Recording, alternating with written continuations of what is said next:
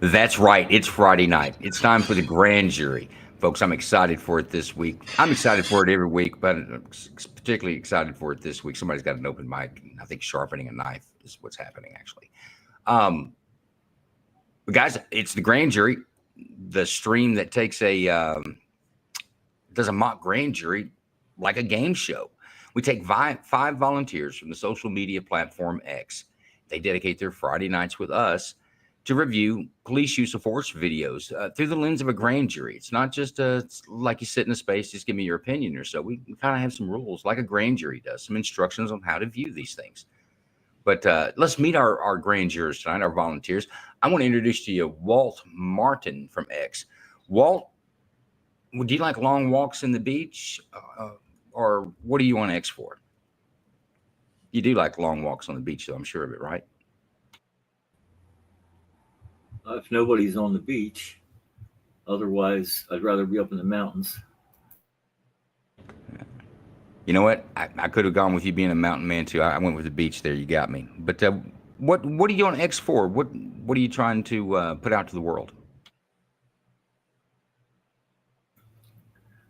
I'm an Iranian refugee advocate and Iran information specialist at this time, but most of my life I spent in nursing career, nursing ambulance supervisor and fireman. That's some tense stuff, life-saving stuff. But thanks for volunteering tonight, Walt. We're going to have a good time. Let's go to Jason Ulrich. I believe I got the last name right. But Jason, what's your presence on X all about? Well, I came to social media just a couple of years ago to expose some cons that were, one was an illegal alien running around here in the United States, and her father in Canada, and we exposing them and got her, maybe an assist running her out of our country back to where she came from. So that's it. Meeting new people, hanging out. Well, good times. Both of you and Walt, you guys are like men on a mission. Bruce Wayne's kind of filling the spot because we've got one that's late. In fact, Bruce Wayne, could you check the DMs? Maybe you could help us get the alternate in here. I think they need a link and they can't scroll up one and find it. But could you help me out with that? Yep, I am monitoring that. I will do my best to get him in here. Thank you, sir. Now we got Patriot Nola. Folks, Patriot Nola you'll see her a lot in spaces. You don't hear her talk a lot. She's she's always checking things out and observing things. But we were finally able to, actually my main account got suspended. It's been restored now, but while it was suspended on my alt account, I DM'd her and said, hey, remember when we talked about doing this? And she said, oh, I don't remember that at all. I said, oh, I'm pretty sure we did. But since we didn't, and folks, I was able to do some fast talking like a car salesman to get her in here. But Patriot Nola, what do you try to pull off of X, or what would you like people to know about you? Well, I'm retired from the medical field, 43 years, and I'm married to a veteran, and I'm part of the Rhino Removal Project, and I'm just MAGA all the way. That pretty much sums it up. We thank you for being here tonight. Proud to be here. Thank Now, you. here's the problem, folks. I know what Lisa does. She's an RN. We're batting 1,000, aren't we? Jason, you're not in the medical field, though, are you? No, sir. You're just in the medical house. Right. Can't do anything dangerous, Well, you can. You'll get treatment real fast. First responders on the scene. Lisa, what? Now, you and Jason are husband and wife in full disclosure. Is that correct? That is correct. Yeah, And go ahead. well, I was just going to say, is your purpose the same as his for your ex presence? It is.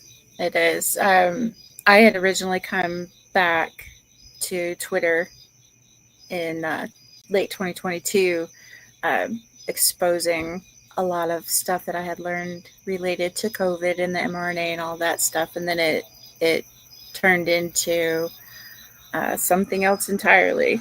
So yeah, that's what we've been doing, but also getting to meet a lot of good people, and so a lot of positive coming out of it. There are a lot of aspects to X. Whether you guys, and there's a lot of you on the panel tonight that are carrying a standard for a cause or a purpose.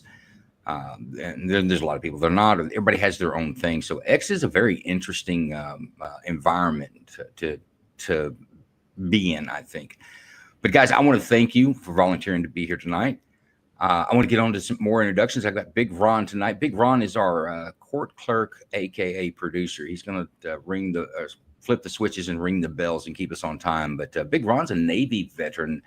Big Ron, tell the folks about yourself. Evening, everybody. Great to have all of our panelists on the show tonight. Thanks for coming. Appreciate you guys being here. I'd like to say hi to all of our people out there and all the different streaming that we see in our chats. Please don't forget to hit the like button. Push this out to everybody. Give us a thumbs up. Got all the videos loaded. Looks like we're going to have a great show tonight, Joe. The cigar is burning. The bourbon is cold. Let's go ahead and kick it off whenever you're ready. All right, well, folks, before we get started, there are some things that we all need to understand before we watch these videos. What first is a purpose of a grand jury? Somebody mute yourself, Jason, please. What the purpose of a grand jury is, and what we're going to be doing tonight. In this course of it's a mock, but we're going to kind of play by the rules, so to speak. So the first thing is a grand jury is a panel of citizens. They're drawn at random. By lottery, I think is the way that most places will read about how they select those. And back in the day, it would be like your voter registration card in a barrel, and the judge would pull out however many needed. But either way, they're randomly selected citizens to sit on a board to determine whether or not the government can prosecute a citizen or not. So the government, in the form of a prosecutor, will come before the grand jury and present information. But this grand jury has to give them a decision. But they have a couple of rules on how they give that decision. The first thing they have to do, unlike a regular jury,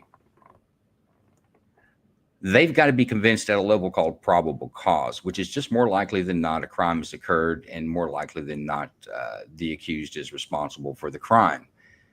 When I say that's the level, on a regular jury, they have to be convinced, and we've all heard it, beyond a reasonable doubt. But beyond a reasonable doubt is a pretty high standard. That means whatever decision you made, you'll go home and have dinner and lay your head on your pillow and you'll rest at ease because you have no doubt, or a reasonable person wouldn't doubt the decision that you made. So that's pretty high. For you guys tonight, it's not that high. It is literally more likely than not that crime has occurred, and more likely than not the accused is responsible for the crime. So that's the level of the convincing, if you will. Once you hit that level, then you should deliver a true bill. A true bill means not guilty, but it means that the state can continue with the prosecution. We'll call it an indictment. That's a formal charge issued to the accused to continue into the process, further due process for a criminal trial. If you're not convinced at the level of probable cause, more likely than not, then you must issue a no bill, which is no formal charges. This is where this matter will end. It ends with the citizens. The citizens are the filter between ourselves and the state, the government. And that's what the grand jury is. One more part of this is that we're going to ask you to look at this as a reasonable person. There's what's called a reasonable person standard. And the reasonable person is not a specific individual, but a hypothetical construct of an average person who acts with ordinary prudence and common sense. So it's really not, it's not the dumbest guy in the room. It's not the smartest guy in the room. It's quite simply the average person is what you're trying to say. So it's not necessarily yourselves. You're not looking at these and say, what would I do? It's what would a reasonable person believe with the set and circumstances, the evidence that's presented before them, and what would a reasonable person believe there. So if you believe that there was a threat to life or limb, then you'd have to no bill on everything we'll see tonight, because everything's going to be, well, actually, with the exception of one, we'll have one that's slightly different. But most of these, we're going to ask you to make a decision whether the officers were justified in using lethal force to, at minimum, apply aggravated assault or use a lethal weapon against another human being. Okay. Any questions out of that from my jury? I went through a lot. Are we good to go? I'm going to take a silence as positive. All good. Oh, you good, Lisa? Yeah? All Yep. right. I'm good. Big Ron. With that, we're going to go to our first case. Let's run it. Let's do it.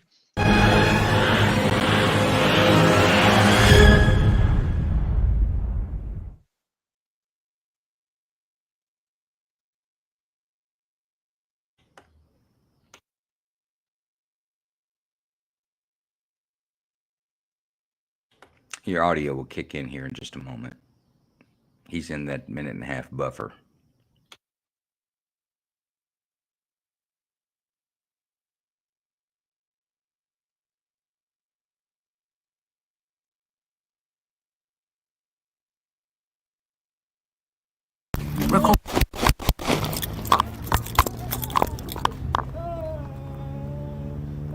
Shots fired! Shots fired! 323! Shots fired!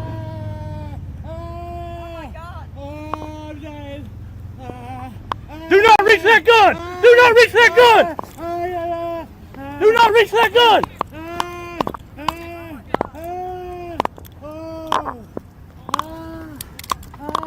323, I got one male suspect. He had a gun. Got shots fired, starting ambulance. Multiple shots. Turn over! Turn over! I can't. I'm paralyzed. Ma'am, do not get out of the fucking car. Stay in the vehicle. Do you have a med kit? Go get a med kit. I'm fine here.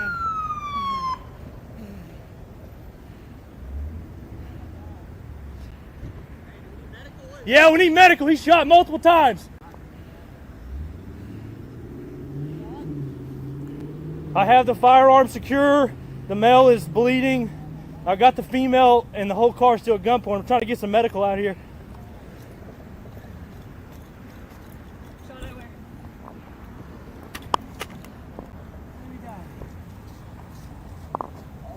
Do not move, ma'am. Do you understand me?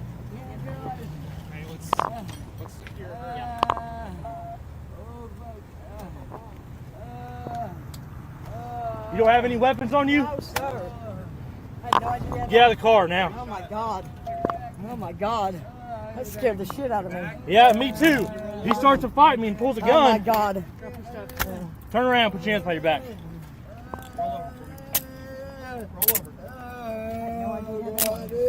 No idea. Oh my God. That scared the shit out of me. I got put her in your car. Yep, got it. And check her. Under arrest? Oh, don't die.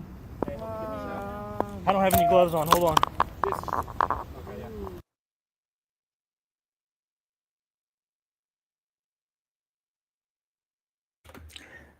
Okay, folks, that's your first case. Is there any portion, or do you have any questions or any portion of that video that you guys would like to go back and review?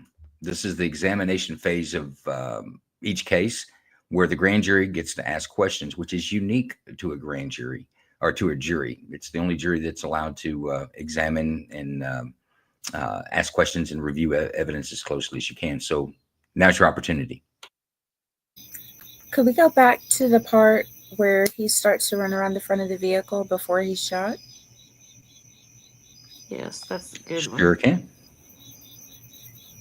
Thank you.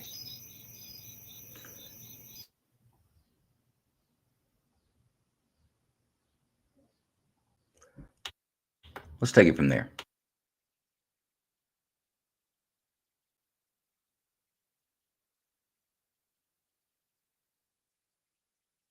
I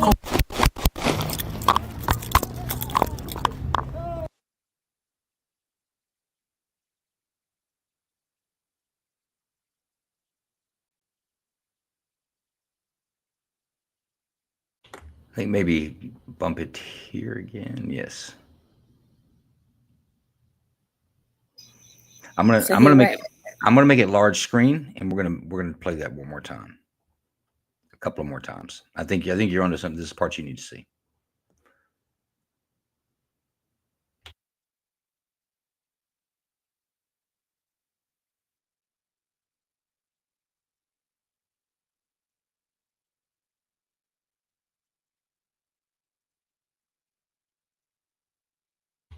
One more time.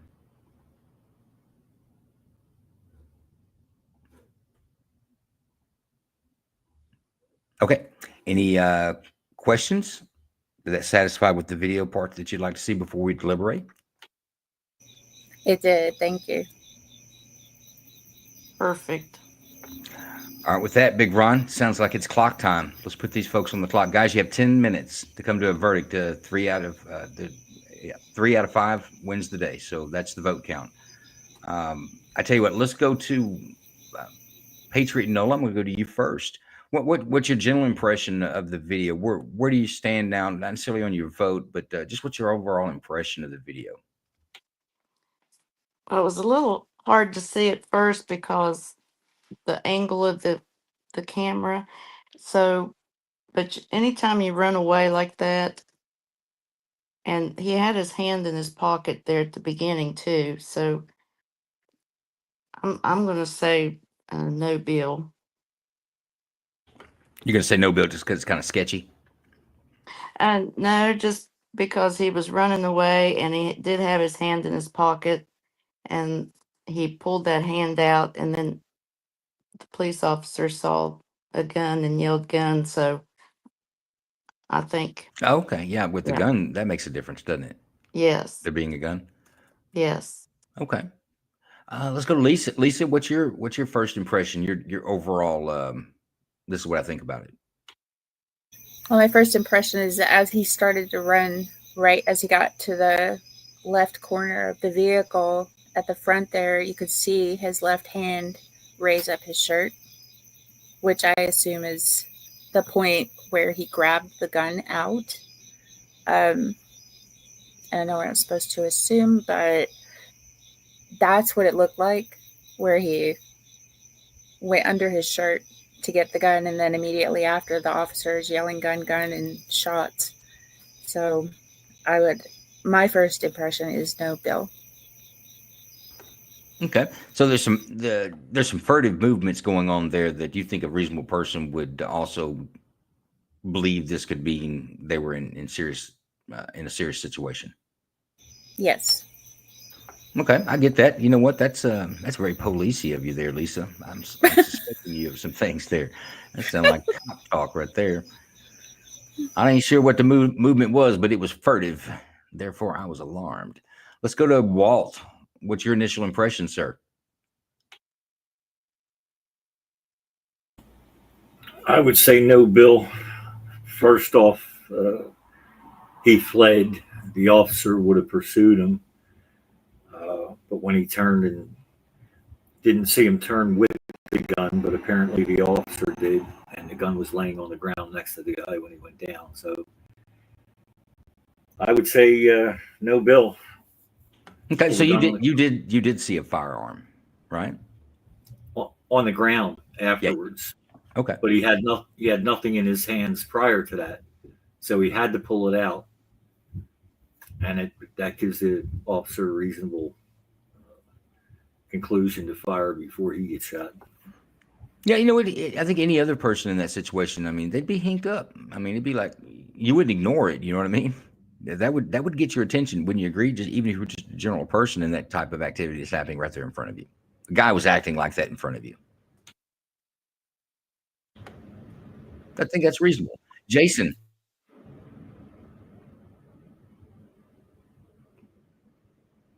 Are you with us, Jason? You want to give us your initial take on this? We may be having some technical difficulties there. I'll go check on him. Okay. I'm curious to see what Jason says on this, but I think we probably have a decision, I think. Because Bruce Wayne won't vote unless we absolutely need him to be a tiebreaker. Hello, can you hear me? Yes, we got you now, sir. Give us All right. a rundown on what you thought about this video. Yeah, I'm going to say no bill as well. Great stop on the camera work there, whoever did that. When you went to white screen, it appeared to me that, you know, the body cam went up and you saw the officer's silhouette there, but that would indicate struggle. But when he first turned to run, I could have swore I saw it looked like a magazine well in his right pocket. And, you know, you can't see what happened after that, but, you know, reasonable suspicion to me is he drew. It was already on the ground on his right-hand side when he was dropped. So I'm going to say no bill. Okay. Does everybody that's given a no bill vote, do y'all still stand by that? Does anybody tell me if there's a difference or you changed your mind after some consideration? All right. I tell you what, Big Ron, let's post a verdict on that. I think I agree. A no bill. Now, and I want to show you a portion on this video. And this is a difficult one, right? It is. And I put it first because I thought maybe you guys, you know, just getting warmed up and everything would miss some of the key parts here, but you surprised me. You got them. But let's go back to a portion of this video. We'll talk through it.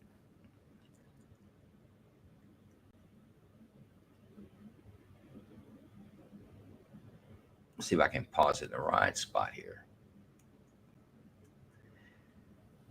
I'm not quite there, but I'm close. Let me make this larger. You see his left hand.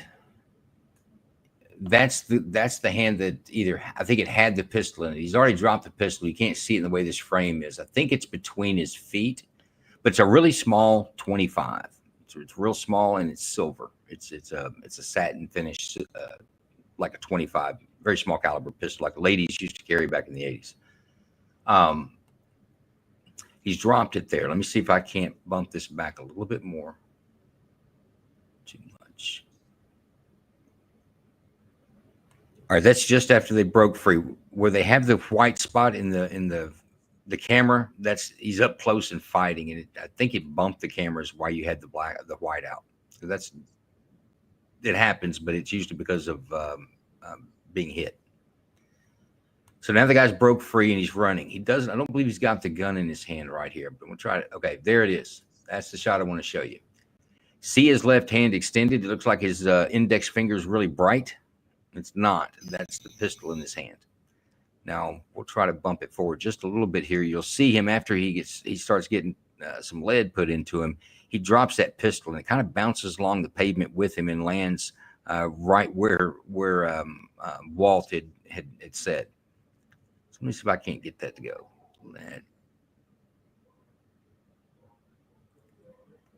These cameras they don't take video with many frames per second. So sometimes that detail's tough to get. All right, he's been shot there, and I'm not sure where the gun's at there. It's somewhere in the tussle around his feet, but he's been shot and he's already dropped the gun. Now let's see that in real time.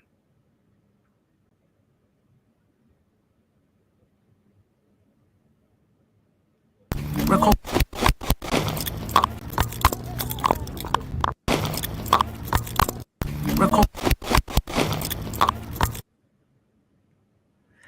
Just seconds to make a decision. Okay. All right. I agree with that first one. What do you think, Big Ron? No, I completely agree. And I think what we're going to see here is you guys see how fast things go south, and how these police officers have to make a split-second decision with a lot of this stuff. But I completely agree. That's definitely a no bill. The officer definitely did exactly what he needed to do, and they performed life-saving afterwards, which is what you would expect them to do. So, yep, I'm good with it too, Joe. Very good. Bruce, you want to weigh in on this one before we go to our next case? Honestly, I was trying to get a third backup juror. I think we have someone on the way, and I wasn't paying real close attention to this video. So you agree with Walt? Is that what I understand? Guess so, man. Sounds good to me. Well, we may have a juror here. Love you, Bruce, but I'm gonna kick you off the stage, man. I just think we should. And while we're getting stuff together here real quick, I've seen in the chat a couple of people asking how they can get on the grand jury. If you want to shoot Mayhem, myself, Joe, or Bruce, a DM, we'll go ahead and get you on the list, and we'll be more than happy to get you onto the show so you guys can be in here and have a good time too. You know what? It's even easier than that. You can go to Patreon. Drop that. This is what happens when I try to produce. You can join our Patreon group, and I can pull jurors from there. In fact, we will be pulling jurors from there for our new show coming up, the Night Court show. We'll talk about that a little bit later. But you can scan that from your screen and join the Patreon group. We have free membership, and then we also have some support tiers if you want to help us out with some of the costs of doing the show. We would appreciate it. All right. Now, who do we have here? We've got who is this? Cody? Is this the Cody? The one and only. Yes. Thank you for having me, Joe. Well, I tell you what, man, I won't say you quite like some other diseases, but you dang sure have a cold-like presence. It's hard to get away from you sometimes. You're a good friend. We appreciate you jumping in and taking care of filling in the spot for us tonight at last notice on a Friday night. Absolutely. Anytime. Okay, enough of that. Big Ron, it's time for case number 2. Let's do it. Number 2 coming up.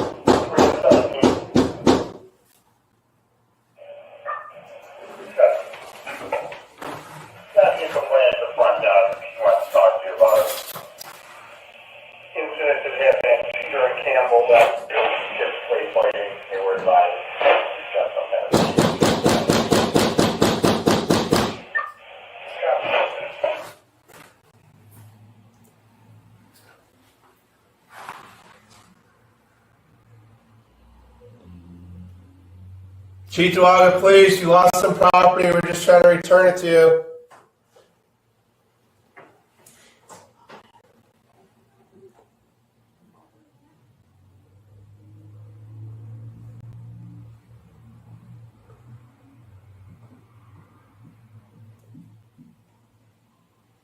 Mr. Davis, you lost some property. We're just trying to return it to you.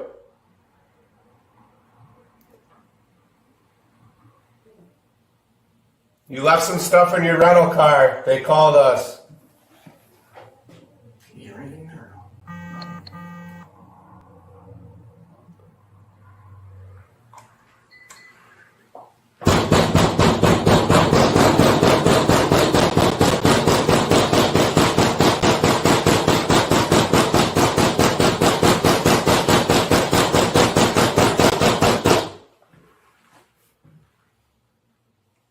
Someone come out.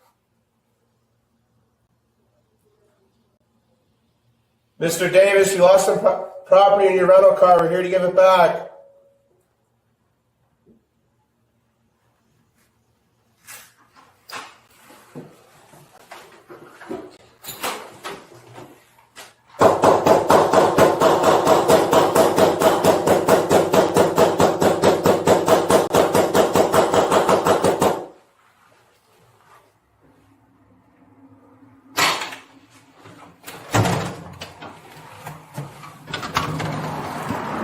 What is it supposed to say?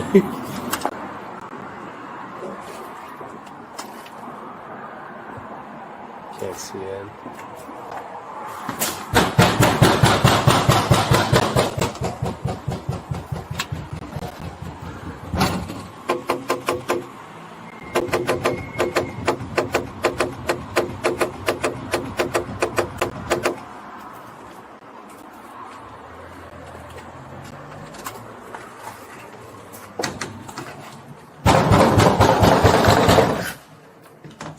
She said he wandered. Yeah. Where did he go? Gas station, she mentioned. I could ask her again. Yeah. If she knows of any of his known hangouts. I guess he's a nuisance here. She said they Oh, all I'm hate him. sure. I'm sure.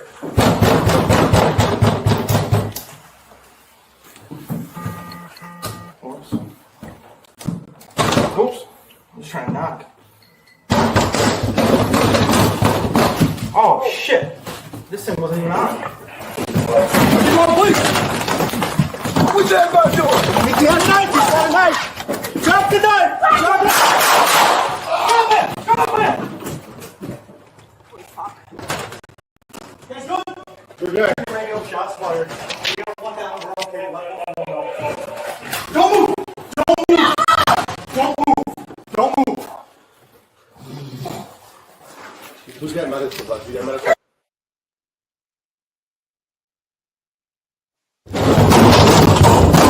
Oh, shit. This thing wasn't even on. Come on, please. What's that about doing? Drop the knife. Drop it. Stop it. You guys good? Oh, shit. This thing wasn't even on. Keep going, please. What's that about doing? Drop the knife. Drop it. Drop it! Drop it! You guys good? 18 to radio, shots fired. We got one down, we're okay. Let Buffalo know.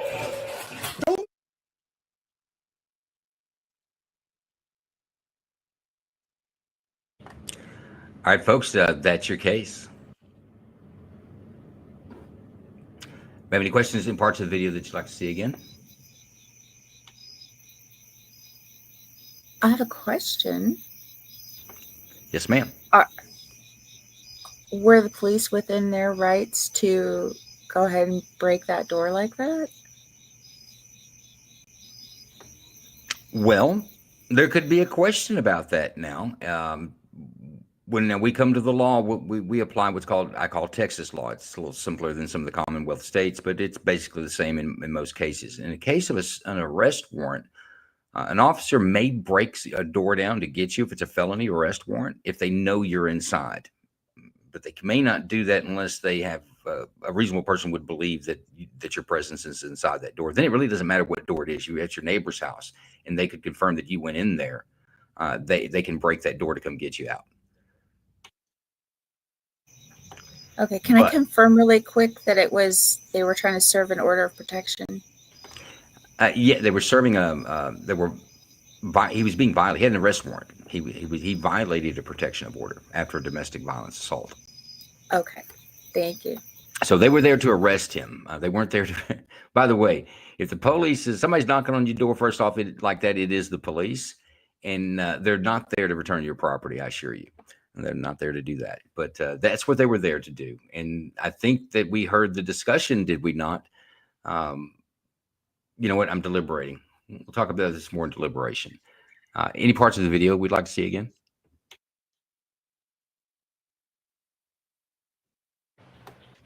Surely there's parts of this video you want to see again, right? I tell you what, let's do this. Let me show you what is the money shot there, where it's all going to happen.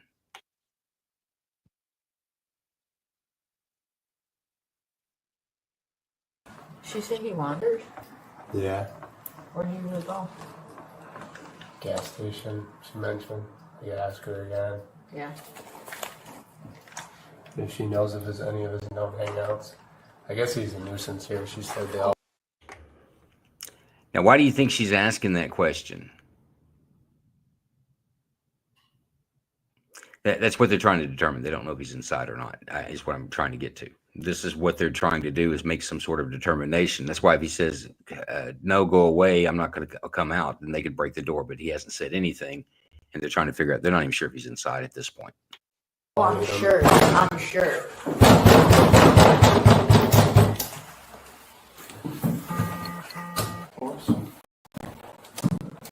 Oops. I'm just trying to knock. Oh, shit. This thing wasn't even on. Come on, please.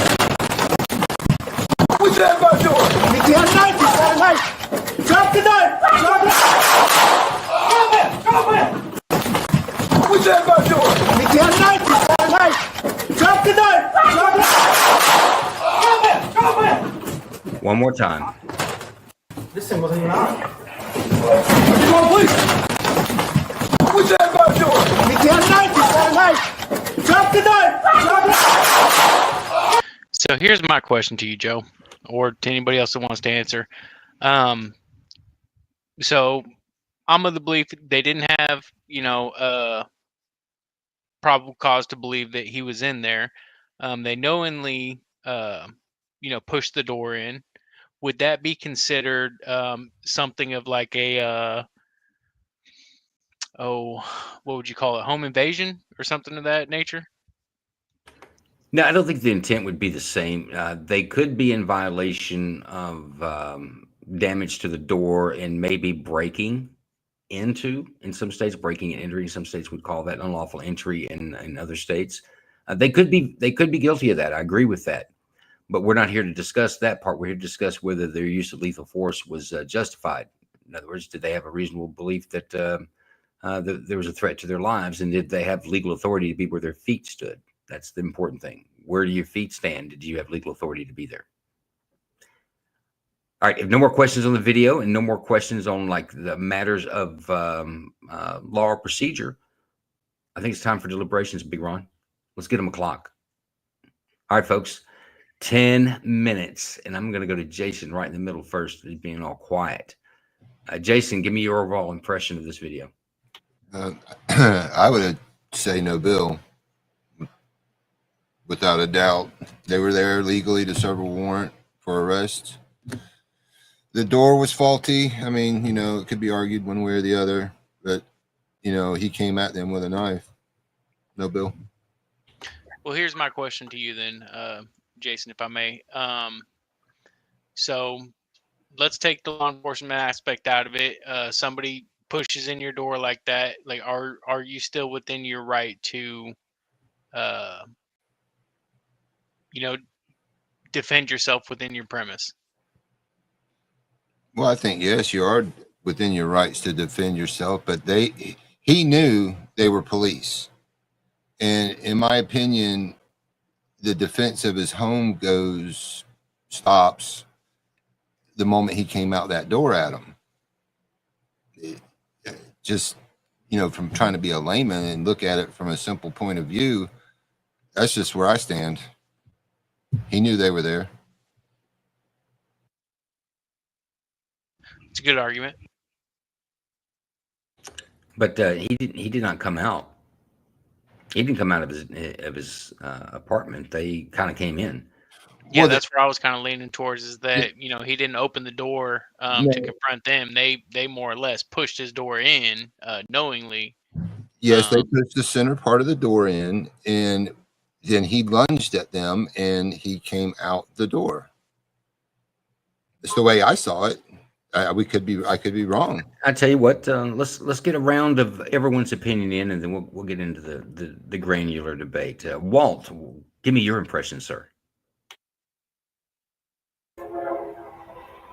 Well, I don't know if side comments are allowed, but the cop who was knocking at the door needs a mental evaluation. The female cop having her back towards the door, she could have got shot in the back. So that was kind of foolish.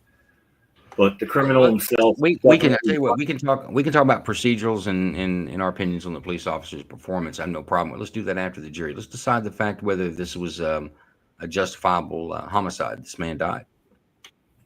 No bill. He definitely lunged at the officers. Okay, Lisa. Yeah, I have to agree. As far as he knew they were there, he probably knew why they were there, and the moment he came with the knife in his hand, I could see where they would feel imminent danger. So I have to say no bill.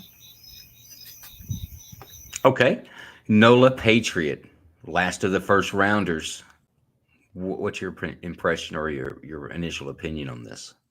I say no bill because he did lunge outward at them with the knife. I'd definitely say no bill. And Cody. You still in the same position there that maybe this is not. If they I'm didn't have kind of any- hung up on it, Joe. And maybe it kind of ties into procedures, but I mean, really, when you factor in, if we're basing it off of Texas, I'm kind of looking at like the castle doctrine aspect of it, and I may be completely wrong too. And I'm willing to Well, let me submit to that. let me ask you this. I took you back to we watched the full version of this of long knocking on the door. No doubt, if there was someone inside that apartment, they knew one, someone was knocking at the door, and two, they weren't there to return something he left in a rental car. That this is the police, and they're knocking at the door. They're not going away. Guy goes out on the porch, knocks on the glass. Everyone's beating on this door, right? So there's no doubt he knows someone's knocking. If he's conscious, he knows someone's knocking, one. And two, he knows it's the police. So the fact whether he knew, he thought he was defending himself against a burglar, I think a reasonable person wouldn't accept that. I think that's out the window. But Yeah, I why, would agree with that. but hang on. But why did the officers have the conversation there? What do you think he is? If they knew he was in there and they have a felony arrest warrant for him, they could break the door down whether he answers the door or not. The beating on the door so long and doing everything they're doing is an attempt to try to make a determination so they can say, I reasonably believe he's inside there, so I can break this door down and go get him. The reason the door wasn't broken down is because they didn't have the authority to do it. That's my whole point.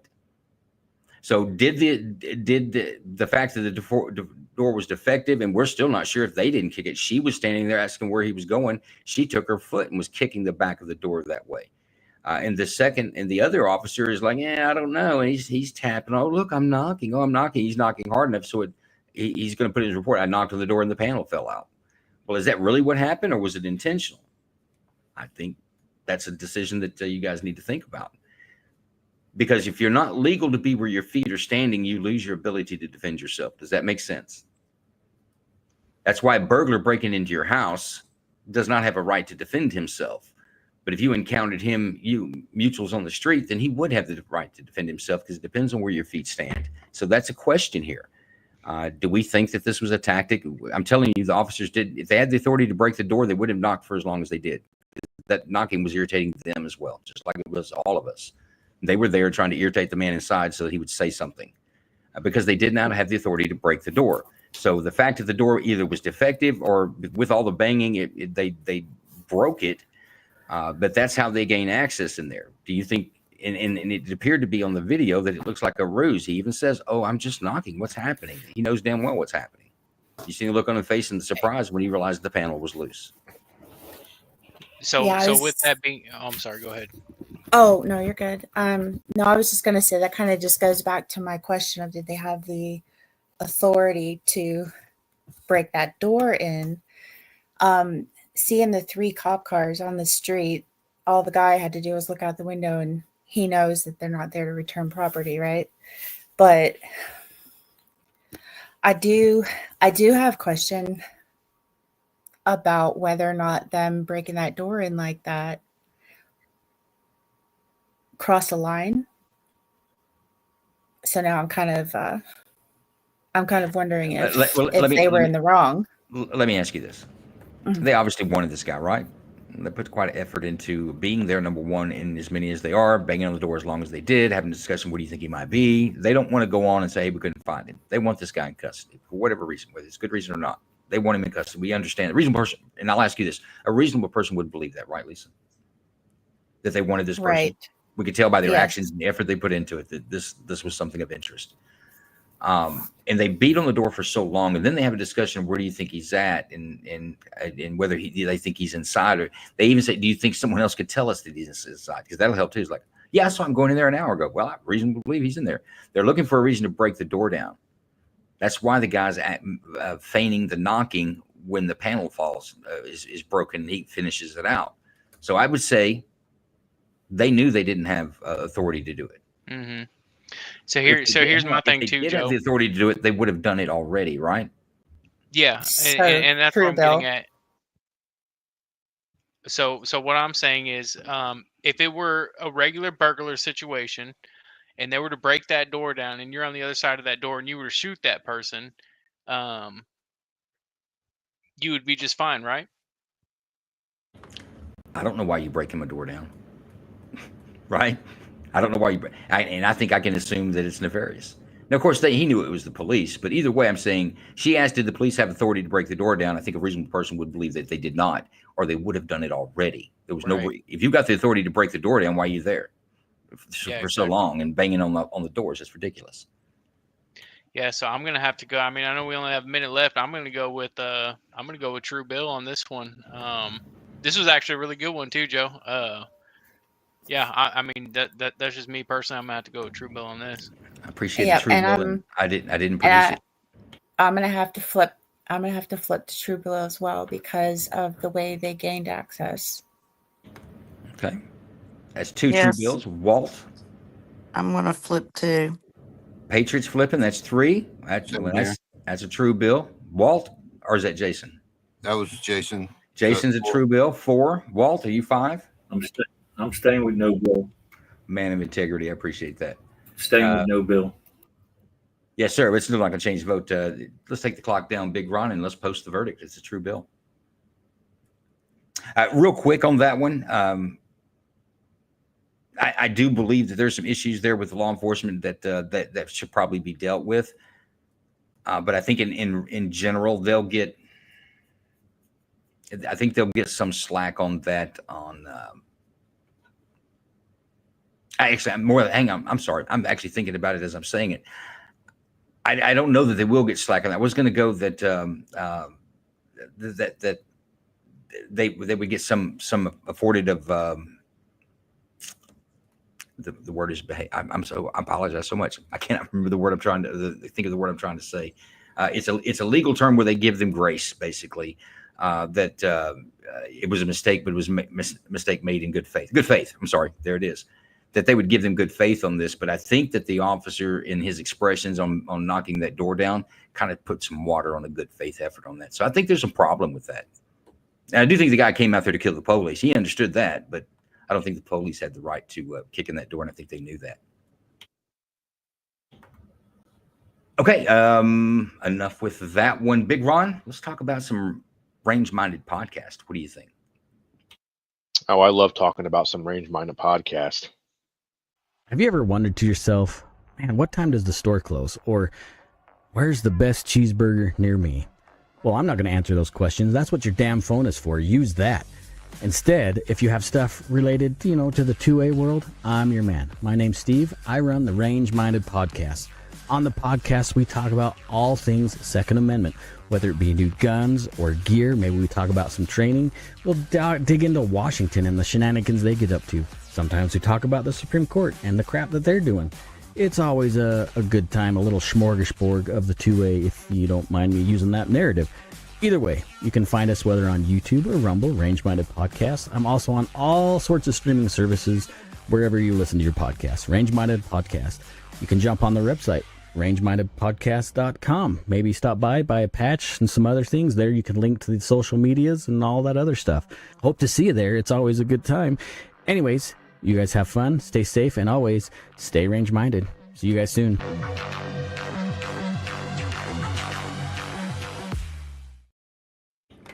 There you go, the Range Minded Podcast, folks. You should support that guy. He is a small content creator, just like we are. Puts in a lot of time and effort into try to and produce good product. His weekly podcasts are top notch, especially when it comes to anything 2A legal or firearms craft. He's on top of it. Pretty funny guy too. Somebody's got an open mic. I think it's you, Jason. There's a button you can toggle that on and off. There we go. Let's get to our next case. It's case number 3.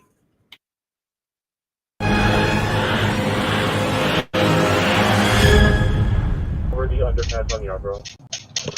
I got him. Careful. Hey, what are you doing?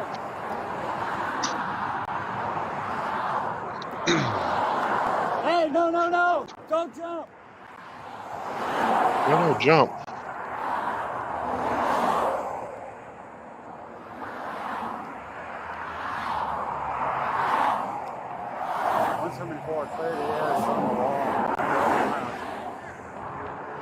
Hey, stay right there. Stay right there. Stay right there. I'm here. What's wrong? What's wrong? Someone call 911. Yeah, I'm here. Just go and sit down. All right, boy. Sit down. Boy. Sit down. Sit down. Call 911, please. Yeah. Someone call 911, please. What's your badge number, sir? What's your badge number, sir? Settle the Someone fuck down call- or you're gonna get tased. Get the fuck down or I'm gonna tase you. Get the fuck down. Get the fuck down. What's your badge number? What's your badge number? Get the fuck down. What's I'm your gonna badge number? fucking tase you. What's your That's badge it. number? What's your badge number? What's your badge number?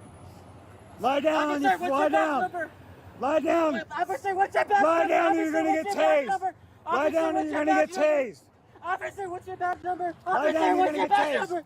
Oh! Officer, what's your badge Get down. number? Oh! Get down. Officer, what's your badge number?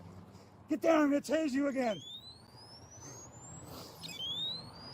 Officer, what's your badge number? Put your hands behind Officer, your what's your fucking badge back. number? Officer, what's your badge number? Put your hands behind What's your your badge fucking back. number? What's your badge number? Officer, what's your I'm gonna badge tase you number? again. Officer, what's your badge number? Officer! Put your hands behind your back. Officer, Pay for what's the your plug. badge number? Officer, what's your badge Get number? the fuck Officer, down. what's your badge number? Officer, what's your badge number? Officer, what's your badge number? Put your hands Officer, on your what's your fucking badge back. number? Officer! Officer, what's your badge number? Officer, what's your badge number? Officer, what's your badge number? Roll over on Officer, your what's your fucking badge number? stomach. What's your badge number? You're gonna Officer, tase what's your badge again. number? What's your badge number? Officer, what's your badge number? Roll over on your back. Officer, what's your badge number? Officer, what's your Roll badge over on number? your back. What's your badge number? I'm gonna tase you again. Are You're you gonna a roll federal over. officer? Who are you? Are you a federal officer? Who are you? Put your hands behind your back. Turn around. Turn around. Get your hand. 174, speed him up. Turn around. Roll over, asshole. Roll over. Okay. I got his hands. Speed him up. Officer, what's your badge number? Officer. Chill out, man. Chill out. Officer, what's your badge number? Officer, what's your badge number? Get him off my back. I can get my cuffs off my back. Officer, I got this one. what's your badge number? I got this one. Get him on. Get him on his chest. Get him on his chest. I got this one. Don't worry. Don't worry. I'm gonna break your fucking neck, asshole.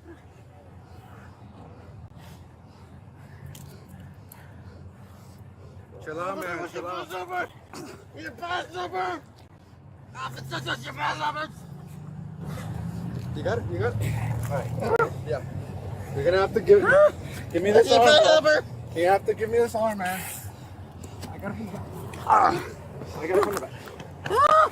What's your badge number, officer? I got this one right here. Let go of me. Right here. I got it. Ooh. You okay? You good? You okay?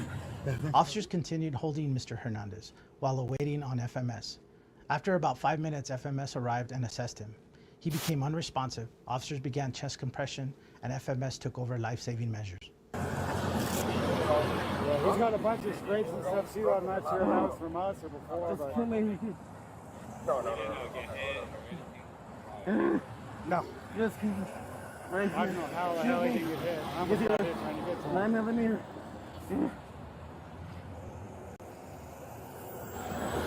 What's going on today, sir? What happened? You take any drugs? I need water. Huh?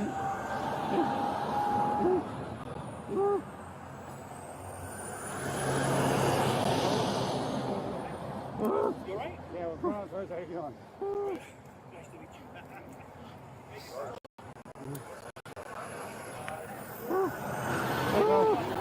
No, let's get him on the stretch when the rescue gets there. He's not going to get in the car. I'm gonna be late to take you up.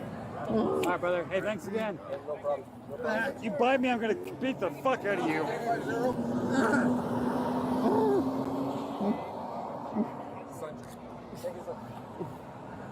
Thank you again. Yeah, I'd hug you, but I'm busy.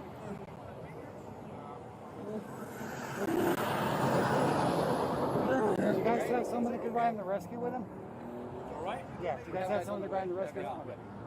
Because all of us are solo today.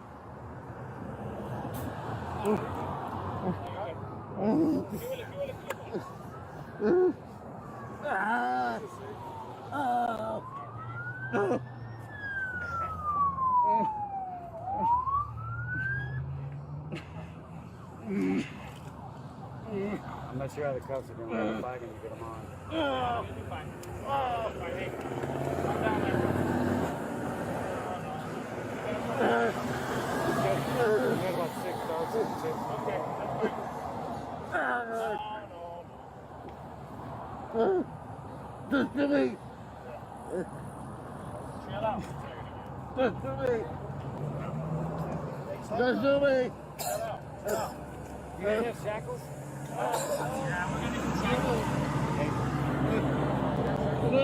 Tell them there's shackles in my car. Shackles! Hey, there's shackles in the front seat of that car. Help me!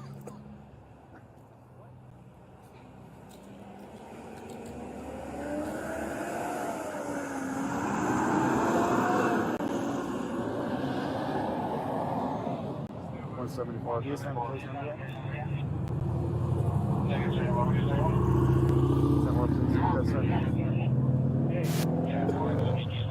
Do you guys have someone that could ride in the rescue with him?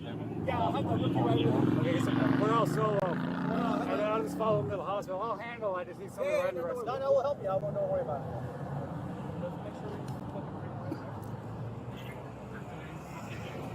Chill out, okay?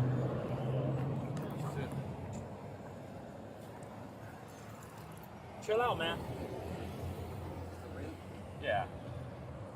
Knock it up. Just get on the. I'll follow. Yes, I got the bus with you. Go right with you. Right there. You guys are good? No. Not yet. Not yet. One thing in there. You good, Sarge? Yeah, we're good, man.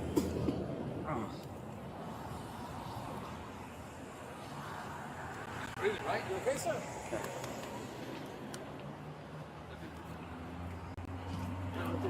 Call us somebody real quick. Hey, you're not breathing, man. You're not breathing.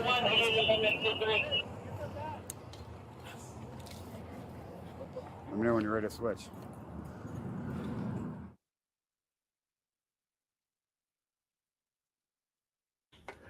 All right, folks, there's your case. Now, this is not a police use of force. This is officers arrived to a disturbed person on a highway. He's a threat to himself and he's a threat to others. And just in the place that he's at, he's on an overpass over a bridge that the officer believes he's going to jump off of or could jump off of. There's also, as you can see, traffic there. So as they subdue him, he has a cardiac event that most likely is caused by some sort of a drug consumption. So he's got a cardiac event, and that results that young man dies there. So what we're really looking for here were the police officers indifferent to his condition? Did they not provide assistance when a reasonable person behave the way they did and not, or would a reasonable person believe that their behavior was indifferent? What I mean is that they didn't care about his life. Any parts of this video that we'd like to see again? Can you go to the part where I'm not exactly sure where it is, but I'm not sure if it's an officer or a civilian that had his thumb jammed up against the guy's carotid right up under his jaw. I'm not sure exactly where that says. Let's poke around. So it was when the civilian was engaged, right? Yeah, I think so. In the beginning when the civilians first engaged with him.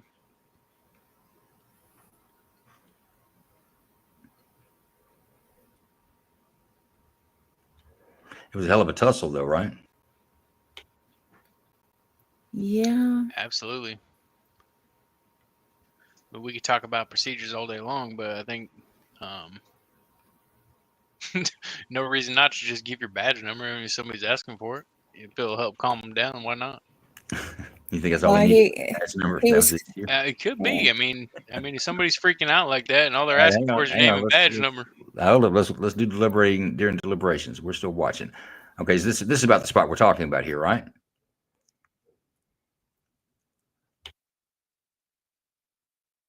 I believe it's right there. Yeah. Okay, I'm gonna say that's not the carotid artery. That's actually there's a pain compliance point there at the back of your jaw. Whatever that guy's doing, it appears that he's had some training in law enforcement. It's actually an approved method in Texas. Is a pain compliance point.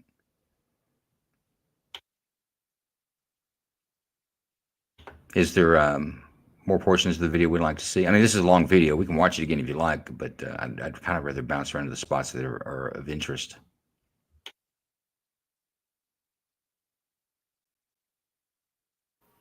Okay.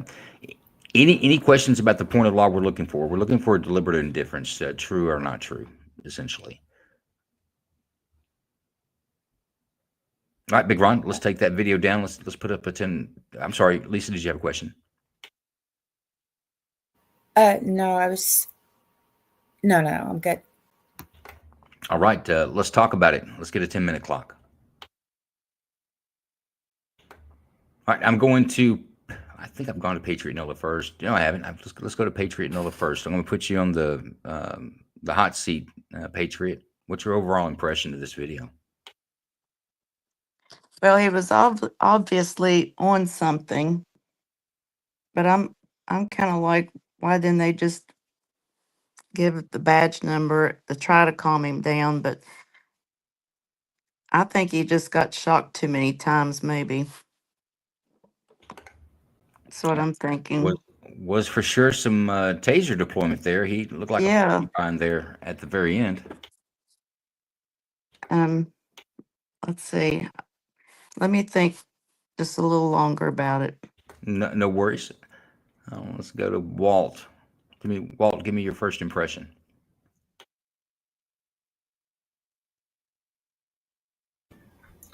My first impression was he was a mental patient, but then after it went over, it looked like an overdose. I agree the officer didn't handle it professionally, but he didn't go overboard. I mean, using the taser to calm somebody down on the middle of an interstate seems like a good idea, rather than have the guy jump in front of cars or jump over the wall. So I'm going to go with no bill. I don't agree with the police policies there. They could be reprimanded for some of that. But what did you not like about it? He just wasn't nice enough for you, or what? Yeah, I think he could have calmed the situation down by, like the other person said, just give him the badge number and see if he calms down, and he didn't do that. It's a rough situation. He's a big guy, man. He could tackle an officer with no problem at all. So he's also a threat to himself, is he not? Going over the bridge or jumping into traffic. There's traffic driving by. That's what I said. So tasing him is a good thing. At least it stops him in his tracks from moving into the highway. I'm not complaining about the taser. I'm complaining about the. If you just give him a badge number, you be comfortable with it. Okay. I say if the guy had given up the badge number, you've been good with it, right? In fact, yeah, it was Cody that said that was a problem for him. Why didn't he just tell him what his badge number is? Patriot even said he could just told him what his badge number is what the guy was asking for. Right. But let me go to Lisa to get I'm trying to get first impressions, and then we'll come back and dig into that a little more granular. Go ahead, Lisa. Okay, so a little bit of nurse brain here. He didn't have shoes on. He only had socks on. And he was screaming for somebody to call 911, please call 911. And then what's your badge number? So it's like he was either in some sort of significant mental distress or he was on some kind of drugs. I do think that there could have been an attempt at a little bit of de-escalation, de-escalating the situation as far as like, here's my badge number, even if you just give them any number to see what would have happened. But I also can appreciate the being a danger to yourself and others on an interstate. I know that when people are in psychosis or on drugs, they can be very, very incredibly strong. And it can take a lot of people to get them subdued to where they can't hurt themselves or somebody else. But I think there was a lot of indifference there.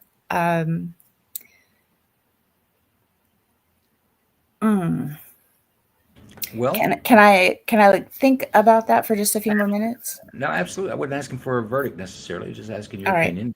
I think so. You're saying this guy has.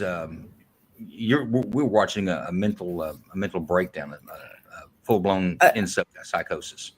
Well, it's either something like that or some kind of a bad drug reaction. Because, like I said, he's only wearing socks, and he was pleading for help. Call 911, please. So I'm not sure that he actually wanted to hurt himself or he actually wanted to hurt anybody else, but there was something going on. Let's don't go and try to figure out what was going on in this man's mind, because you really can't. What we're asking you to judge is if you were in the officer's view, if that body camera was on you, the information that you were able to ascertain from what you see, what do you think about it? And that's why I was asking, do you think he was in a psychosis? Well, he could have been a psychosis. Could have been. I don't know if he really wanted to hurt anybody. I'm just asking, where did you really want to be on that? Do you think it was a mental psychosis? Do you think this is a drug addict that overdosed that's acting a fool on the highway? Because clearly he's acting a fool. We're trying to figure out why he's acting a fool, right? Do you think it was more mental, or do you think it's more, or you just don't know? It's either one or the other. I mean, I don't know. Without that extra information, I don't know. Okay. But clearly he was not able to really control what he was doing. No, clearly he was not in control of what was going on. Jason, let's get your first look.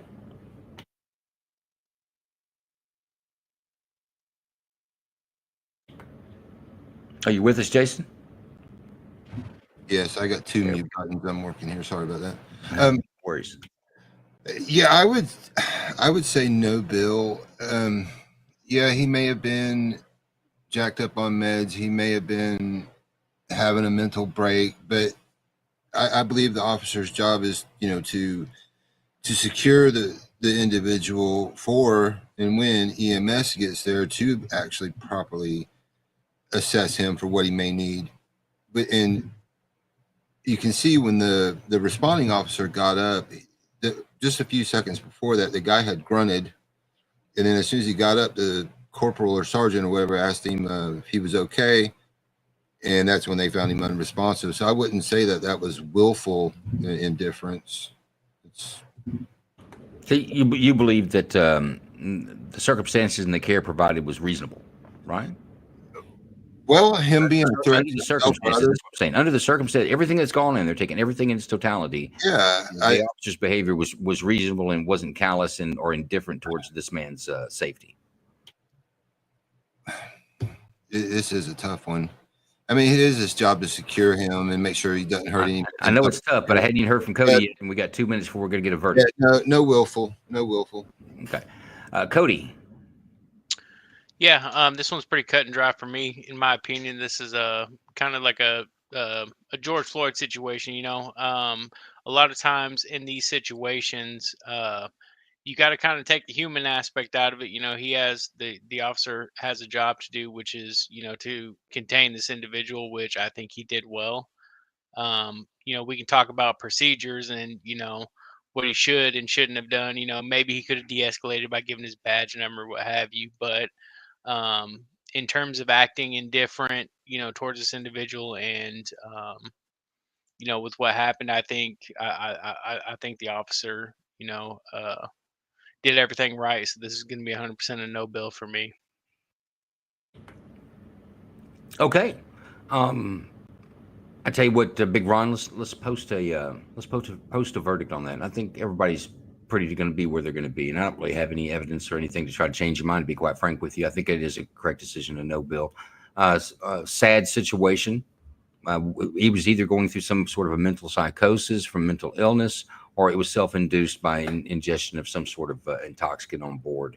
But either way, he was clearly any reasonable person would believe he was a danger to himself, and a reasonable person could believe that he's a danger to others if it's nothing more than coming through the windshield of somebody's car as they drive down the highway. So officers did, I believe, what we expect them to do. Talk, use force, but don't allow someone to be a danger to others. When you see that, you got to put a stop to it. So I think that's a pretty solid one. Where we at on our promos, Big Ron? Don't we have one coming up? We do, but real quick, Joe, we had a question from the audience specifically towards you. Jason's not here tonight. Is the position of the knee on the back of the neck to restrain the individual or suspect legal or not? I didn't want to answer that. I figured I'd leave that to you. That was from Moon Goddess. Okay. Okay. The knee on the neck. I will challenge each one of you to try to choke yourself by holding yourself by the back of your neck. See how long it takes you to pass out by putting pressure on the back of your neck. We go and have massages so people to put pressure on the back of our neck like that way. Your back of your neck's a bunch of muscles. It's not going to do anything. Now there is a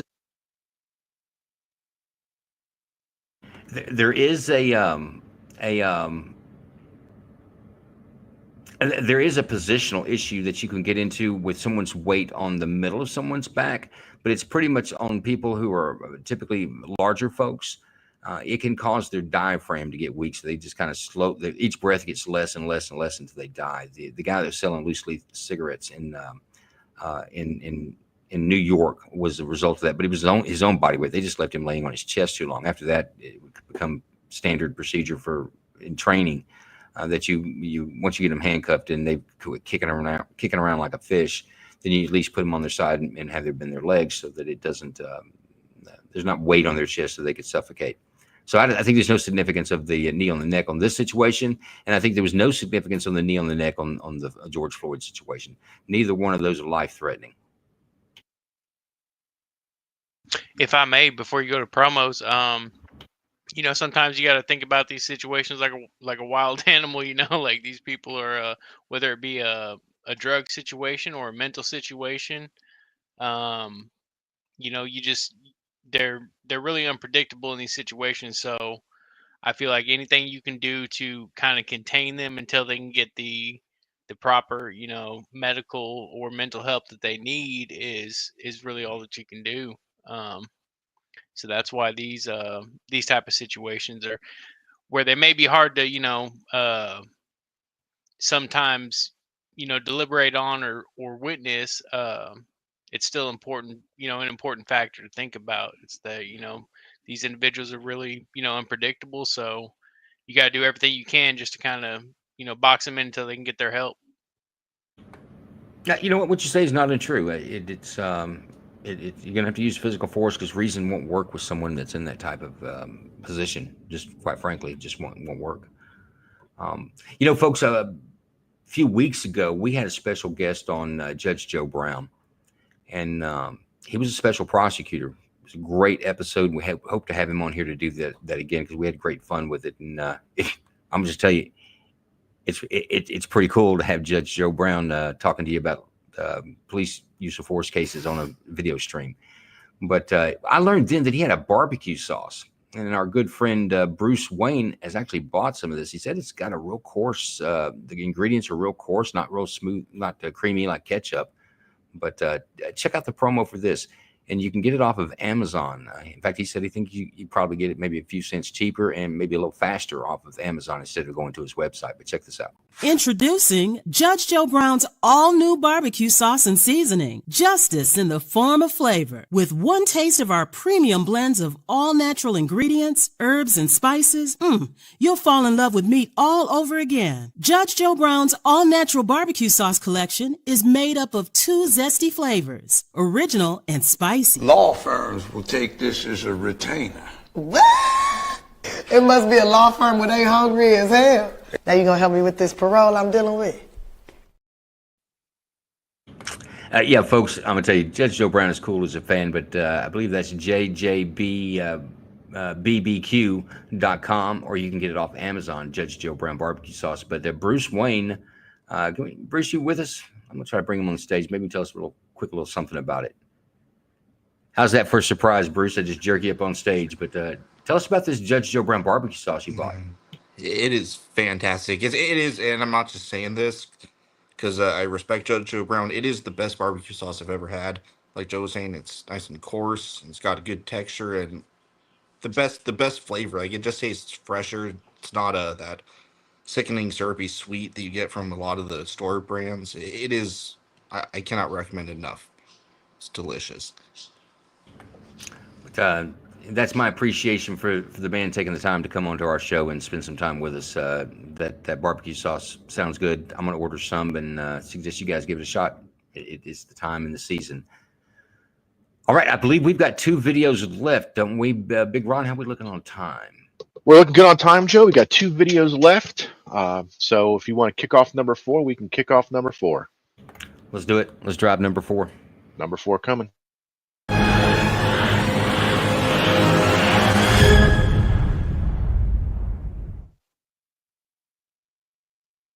Nine 8 and 9 4 23. Right here, right here.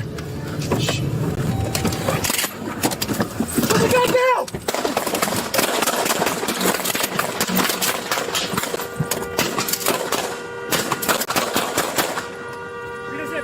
Shots fired! Shots fired!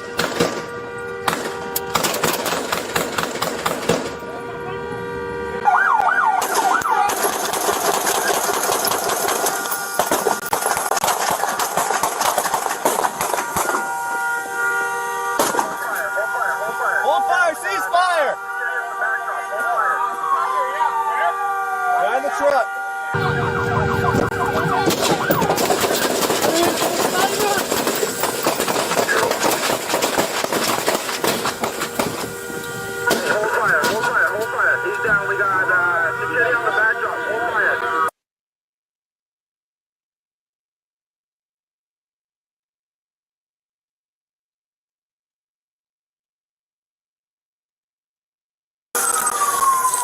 Where's the gun? Where's the gun? Where's the gun? Gun's right here. Gun's right here. Got it.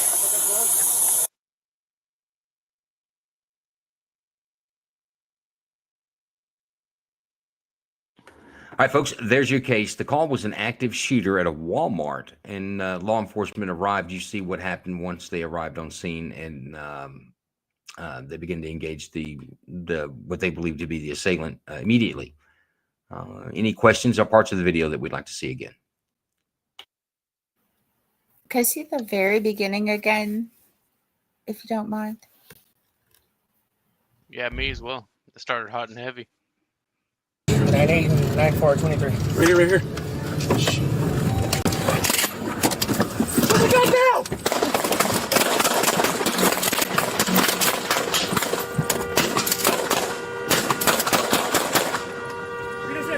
Shots fired! Shots fired!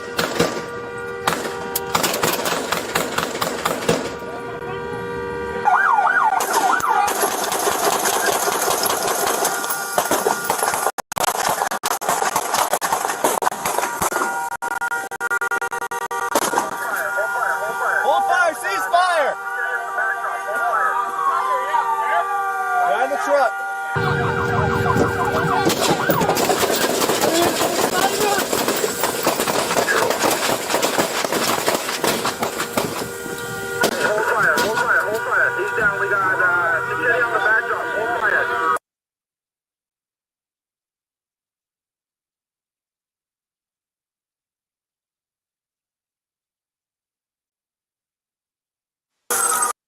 Okay, that's our action shot there. You're going to see where they go to his body where he is DRT. Any questions about that? Are we ready to deliberate? I think we're ready. Patriot Nola says, I don't need no some more stuff. I got this down. Let's do it. 10-minute clock, Big Ron. All right. I'm not going to Patriot Nola first this time. I think she's already got her mind made up. I'm going to go to Walt. What's your overall impression on this Walt active shooter? They show up. They didn't ask him anything, man. They just got out and started shooting him. Didn't give him a chance. Well, that's what I was thinking. Was this guy uh, a carry permit that was protecting somebody? He wasn't shooting at the police. He was just walking towards them. Oh, he So wasn't shooting at the police? it didn't look like he was shooting at the police. Well, I'll tell you what, pull that clock down, Big Ron. Let's go back to the video for a moment. I think that's a key point there. Where's the gun? Where's the gun?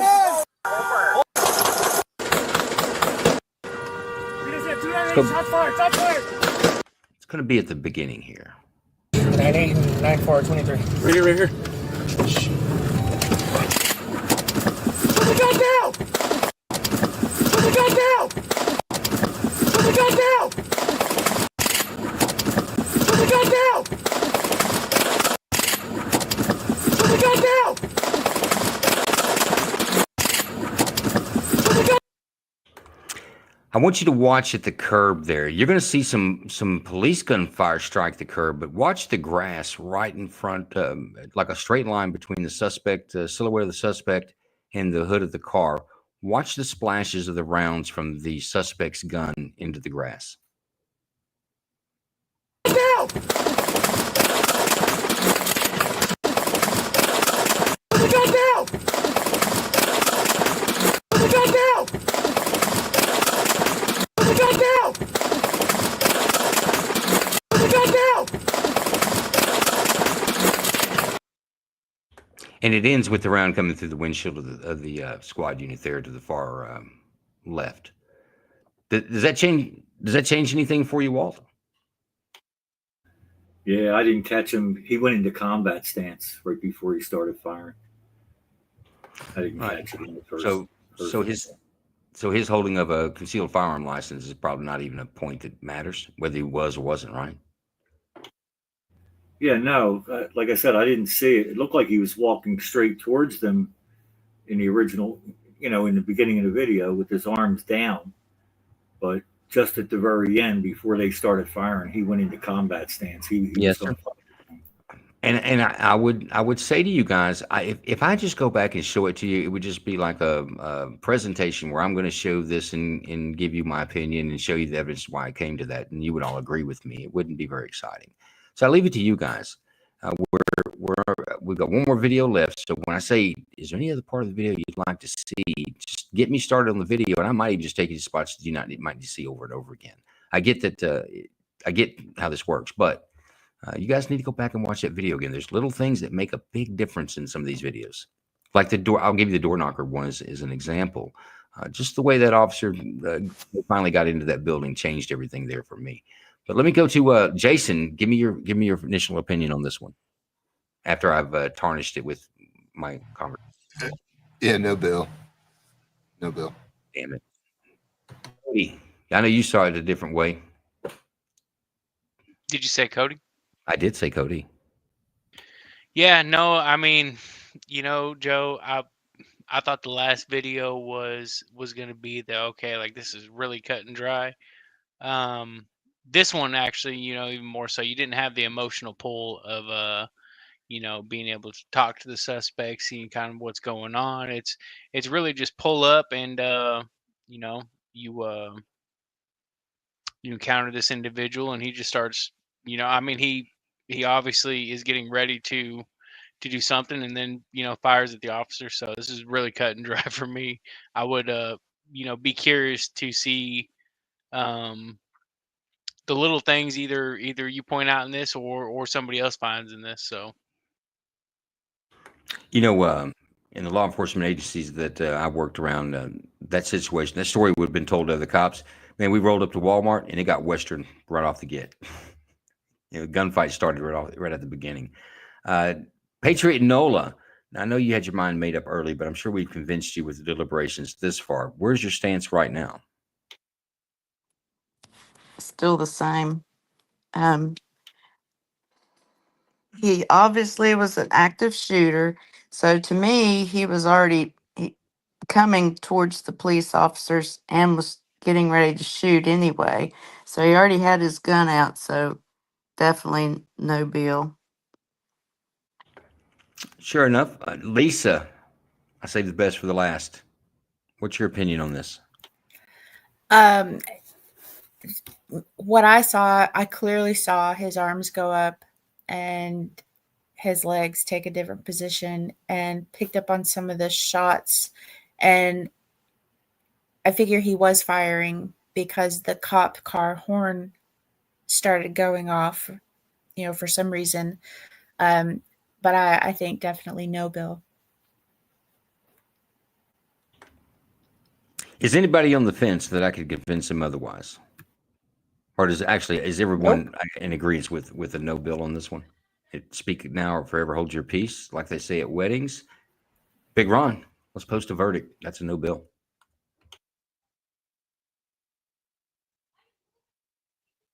There we go. No bill, no formal charges. You know what? That video is an interesting video. What you saw there was the law enforcement's response to an active shooter. It's not negotiate. It's not there to use the force continuum in these situations. Officers will not respond by command presence. They won't respond by telling you to drop the gun or any commands to you whatsoever. They will not respond with trying to de-escalate or bring in a social worker. In an active shooter situation, you're in a situation where seconds matter and lives are on the line. Typically, innocent lives are on the line. And I'll take it to a school. Seconds matter. So when law enforcement arrive, they don't wait like they did in a few others early on when these things were happening. They just stake up outside. Or now I see Uvalde. Thanks for bringing that up. How they responded in Uvalde. These were not fast situations. What we saw there in that Walmart parking lot, what I hate to say it, if there's a guy or gal in your school that's trying to kill your kids, that's the way the police need to show up there. They need to end it, and they need to end it right now. But we see Jason with us. Jason has been doing some retirement things. He's a retired police officer now after 30 years, but he's also a creator and developer of the 3D response system. Let's take a look at that. There's some parallels between this and that video.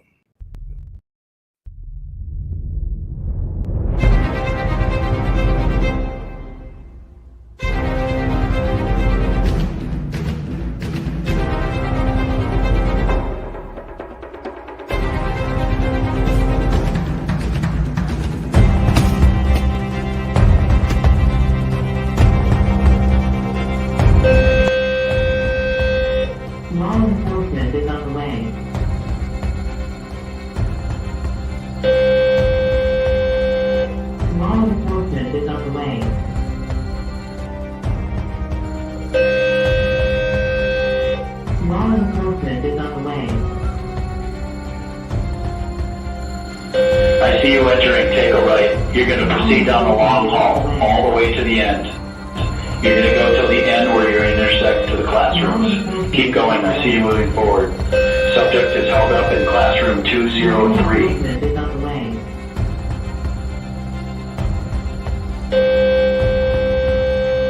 Law enforcement is on the way.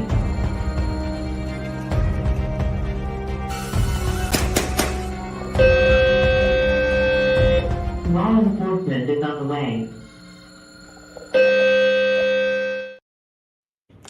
Yeah, folks, that's the 3D response system, a school safety system. You can get more information at 3D Response, or you can get Jason to tell you a little bit about it. Jason, welcome to the show. We're glad you finally made it with us. Are you wearing a Hawaiian shirt in retirement? Is that your thing? Or is it just a fedora hat? No, it's a ball cap, and I do have a light blue polo shirt on. It looks really nice. Thank you, though. Okay, I mean, every cop's got his retirement uniform. I guess that's yours. But 3D Response, did you? I don't know how much of the last video you caught, but it was an active shooter at a Walmart parking lot, and they pulled up and got Western right off the get, coming out the door, and they're laying lead down, and they do what officers are supposed to do in that situation. They put him down. I see a parallel that to a school shooter, because that's exactly the response we want from law enforcement. But in the meantime, until cops get there, we want our kids safe, and 3D Response provides that. Does it not?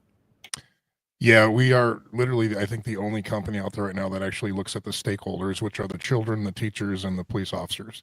And we give them the available tools to take their building back in 60 seconds, providing the kids cover from bullets via ballistic panels that are hidden. You can't see them. They're disguised as whiteboards. 1,200 pounds of magnetic pressure on doors, window enhancement, suspect identification spray in vestibules. All in all, there's about 9 different layers, much like a fire suppression system. But you take a school that houses 2,000 kids, and within 60 seconds, that whole building can be safe, and you eliminate the target-rich environment as fast as you can, and also get the cops there faster when the cops arrive. Get that officer to the suspect literally within seconds. But it's a very comprehensive system. We look at the before, the during, and the after. And if we were in Uvalde, I really don't care about the police response. There's not one child dead. They're protected. So there's a move out there now with the SHIELD Act in Minnesota, and we're trying to get that pushed in some other states that would essentially make this be a consideration or a requirement upon building new schools or major renovations, like our fire code, essentially establishing a safety code that would cover kinetic shooters, I guess, right? Yeah, we've addressed everything else in safety in this nation, whether it be airplane safety or car safety or fire safety. But this is one topic we have yet to define. So the SHIELD Act basically is based on our system making it a building code. So if you're building a new educational building, or if you have an existing school, you have, I think it's 5 years or 7 years to get up to code. So that'll be coming around next session in Minnesota. And there's a couple other states that are looking at adopting it as well. So hopefully that passes and we can finally define what the safety response is. Yeah, folks, if you're in the state of Minnesota, another state that's got that legislation on the books, reaching out to your representative could be super important to get that in. And honestly, it's the simplest fix. It's not saying use 3D response, although 3D response would meet all the items necessary to satisfy a code. But there should be a code. We have a fire code in our schools. It's ridiculous. We don't have a code that says there's a minimum level of expectation we have for our children inside that school, and that's when they come home alive. So absolutely. Good system, and we do support it here on the show. Go to 3dresponse.com, get more information. Contact Jason on X and find out what you can do. He's got lots of ideas and methods or things that you could do to help get this into your schools. In the meantime, before we go to our next video, which is going to be our last video, we're kind of moving a little faster than I thought. But we just got our Patreon up. We will be streaming to there. I actually tried to stream there tonight. There was some glitch there, but we do have the ability to stream live to there. We'll do that. Coming up, we'll have some special events on Patreon just for our Patreon members. We have 3 tiers of membership. You can be a free member, access to many things, or you could be a support tier member at $3 or $5 and have access to everything. You get a special peek on our videos for tonight. I put them out early in there on Friday afternoon, and you're also going to be the first premiere viewers of our new show coming up. Night Court. Let's take a look at this, and then we'll get to our last video.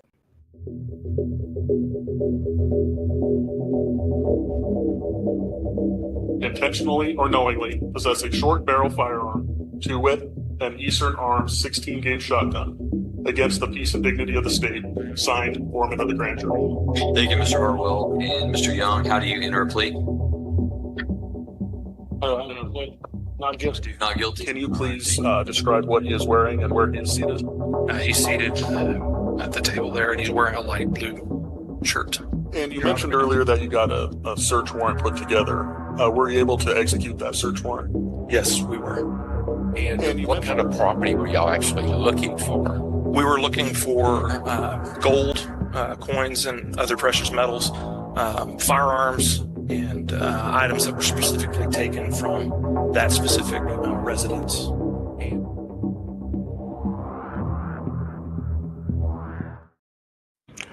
Yes, folks, if you're a Patreon member on the support tiers, you will be invited to a special private screening for this every episode that we do. There'll be about 4 episodes per trial. But we're going to show you a trial from opening arguments to closing arguments. I was going to say jury verdict, but you're going to be the jury. You're going to see everything the jury sees, no hype from the media, no sidebars, no one else's opinion. You'll be the juror, just like it is in real life. And we'll give you the evidence that was just presented to the jury, let you decide, and then we'll reveal the real jury's decision on that. It's going to be a lot of fun, but I'll announce that private screening on Tuesday of next week on our Patreon.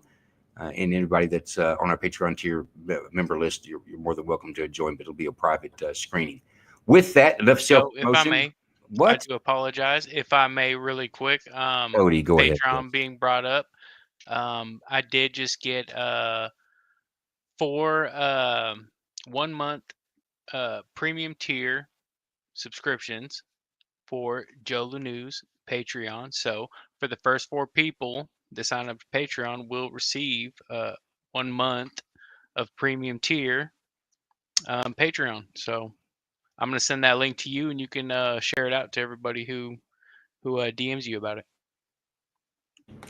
You know what? That's I tell you what, that's fair. I'll take the next 4. Oh no, what? Don't do the free members because that's like Patreon's a little difficult for me to figure out who that is. Screenshot your DM membership, your Patreon membership to me on X, and I'll take the first 4 of those. And thanks to Cody, you'll be into the premiere on Cody's dime because you'll get the premiere within the first month. Thank you, Cody. You're a great supporter of the show, my friend. I do appreciate you. Thank you. Absolutely. Some would say a gentleman and a scholar. I'm sorry, you broke up. Say that again. I said some would say a gentleman and a scholar. Something wrong with the internet. We're gonna have to move on. Let's go. Let's go to case number 5, Big Ron. Let's move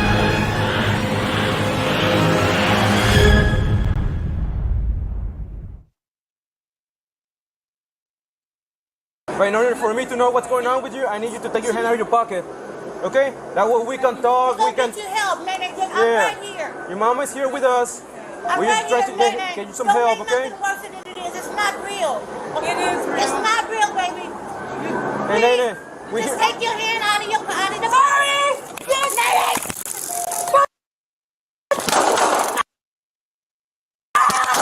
The following body-worn camera footage is from the officer who fired during this incident. Help, Nene. I'm right here. Your mama's here with us. I'm right here, Nene. Get you some Don't help, make okay? nothing worse than it is. It's not real. It is real. It's not real, baby. Hey, Nene. Just take your hand out of the Sorry! Yes, Nene! No!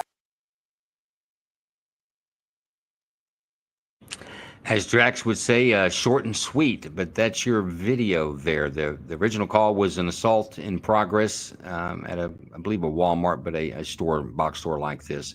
Officers arrive. It's this woman who's clearly having a mental episode, armed with a knife, and you saw the outcome of that. She made charge towards officers, and they deployed both taser and lethal force on them. Any questions or portions of the video you'd like to see again? I would like to see that first body cam footage again. Let's do it.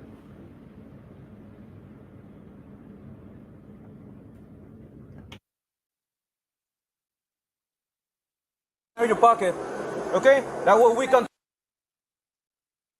But in order for me to know what's going on with you, I need you to take your hand out of your pocket. Okay? That way we can talk. We can. Get you help, Nene. I'm Yeah. right here. Your mama is here with us. I'm We right just try here, to Nene. get you some help, okay? So that's a family member or mother that there you hear calling her Nene. That is a family member that's trying to talk her down as well. It's worse than it is. It's not real. It is real. It's not real, baby. Hey, Nene. We Just here. take your hand out of the Sorry! Yes, Nene!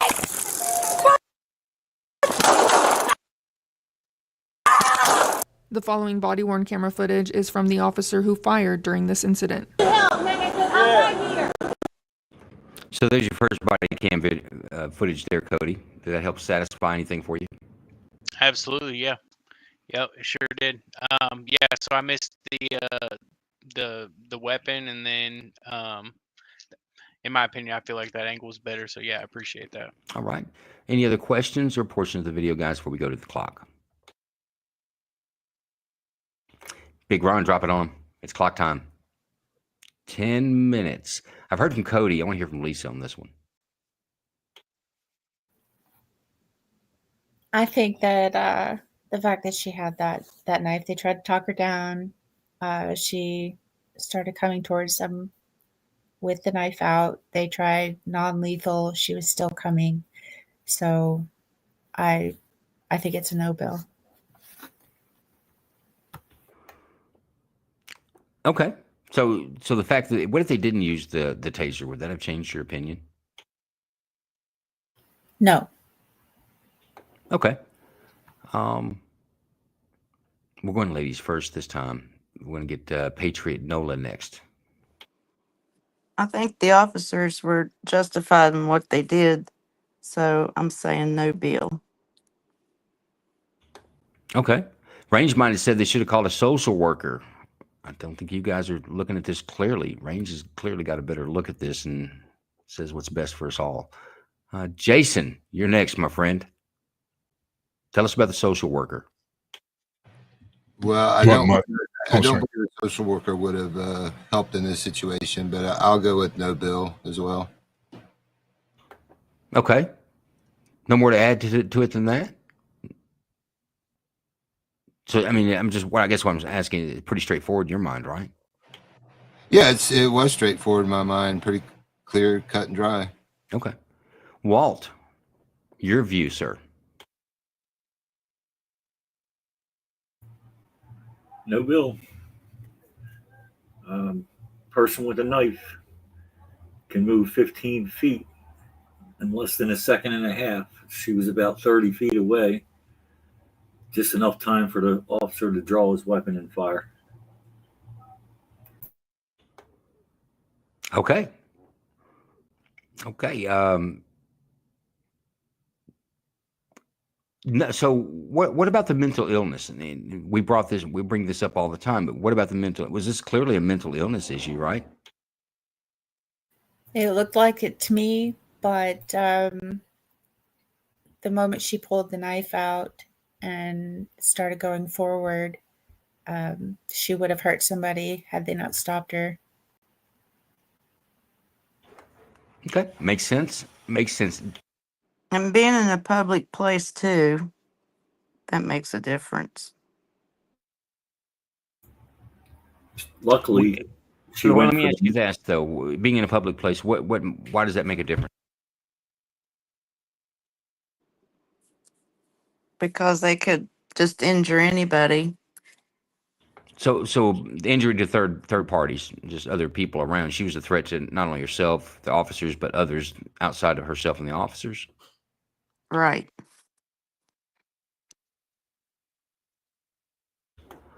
All right, I feel like we're beating a dead horse on this one. I don't think I can get any one of you to.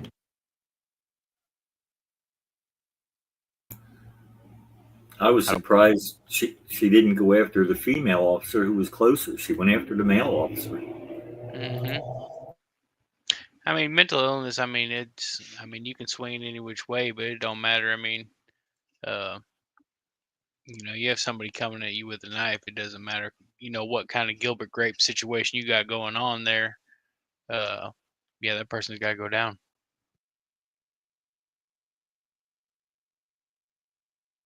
No, without a doubt. I think that's our verdict. Big Ron, once you post it.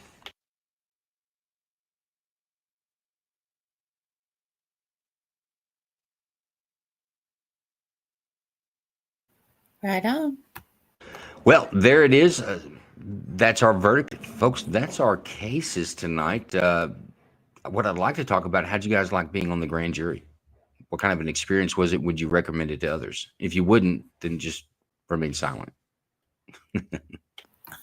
I've had a blast. Yeah, I've really liked this. I know you don't like to have the same people on all the time, but I'd be happy to do it again anytime. I do carry a list of alternates because we have, life gets in the way sometimes of doing things like this. So I have a list of alternates. If you'd like to be on it, that's how Cody got here. He's on our list of alternates. But the way it works is if I have somebody not here 10 minutes before the show, I'll send it out. And the first one that fills the seat gets it as an alternate. So, yes, if you'd like that, we can put you on it. Yeah, I appreciate you having me on again, Joe. This is my second time coming on here.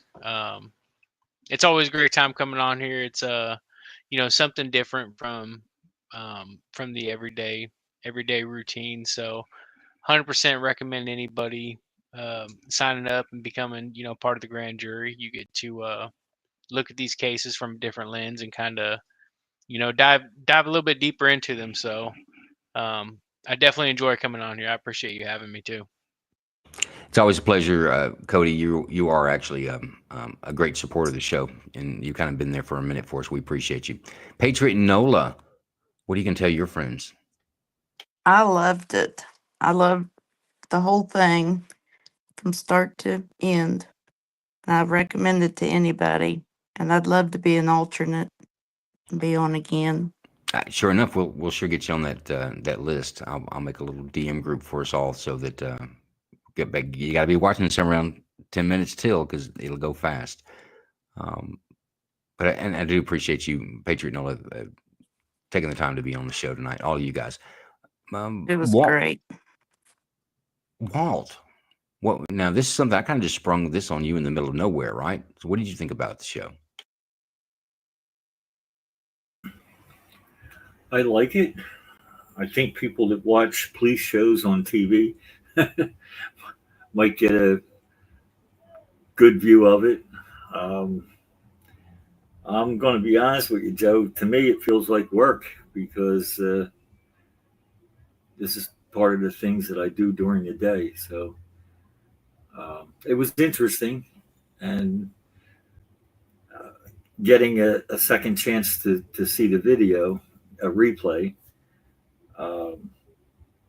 sheds a lot of light on things. You kind of get tunnel vision watching things, and you don't see the perimeter when you replay the tape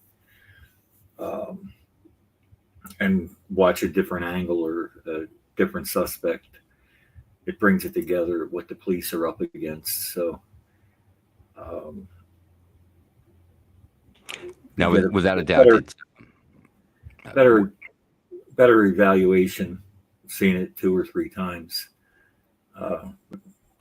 Then you have to remember that the officers don't get to see it 2 or 3 times. They got to do it the first shot. No, that's why I think playing it and paying attention to real time is important, because that was the time the officer had to make the decision.